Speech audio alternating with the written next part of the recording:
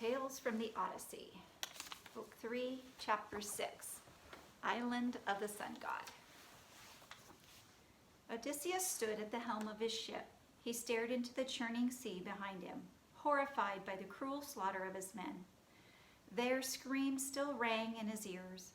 The sight of their bloody, struggling limbs was imprinted on his memory forever. But Odysseus knew that the rest of his men needed him now. Their fear and trembling forced him to rally himself and take command. "Row on," he said, lifting his head in the wind. "Do not look back. Do not think about what you have seen, or we will never find our way home." Too stunned even to speak, the Greeks picked up their oars. Like obedient children, they rowed on. The black ship sped across the wine, dark sea. Soon the Greeks saw a sun-drenched island in the distance. They heard the lowing of cattle and bleating of sheep. Odysseus's men rejoiced at the sounds. After their terrible ordeal, they yearned for rest and shelter and food.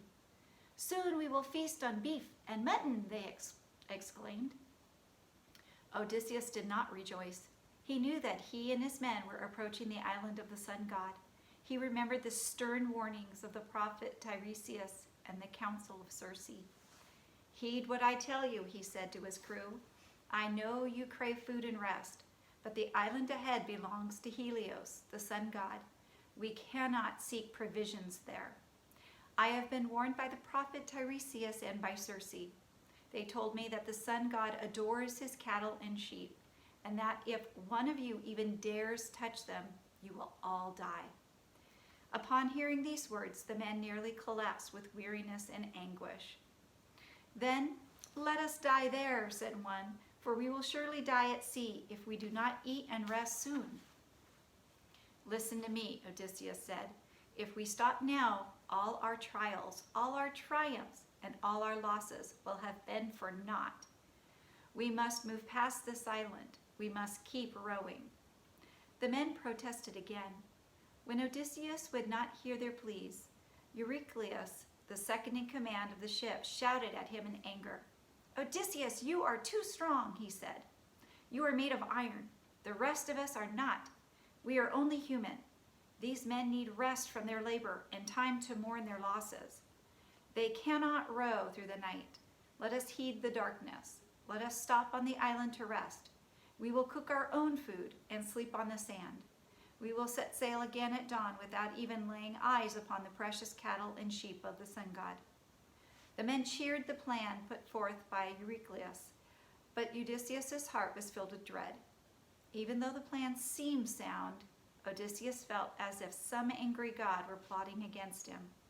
Still, he knew there was no way he could convince his men to row on. "You force me to surrender to your will," he said. "I cannot fight you all. But if we do as Eurycleus asks, you must swear an oath. You must promise not to touch a single head of the sun god's cattle or sheep. You must be satisfied only with the food that Circe has given us." The men swore to do as Odysseus commanded.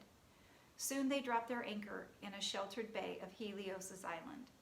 Near the shore, the Greeks found a spring of fresh water. They set up camp and made a meal from Circe's gifts of meat and bread and wine. Once the men had satisfied their hunger and thirst, painful memories swept over them. They wept for their 6 comrades eaten alive by the monster Scylla. Her victims had been the strongest and best of Odysseus' warriors. The Greeks wept also for the others on their voyage who had been slain by monsters and giants. They mourned their losses deep into the night until sleep mercifully came upon them.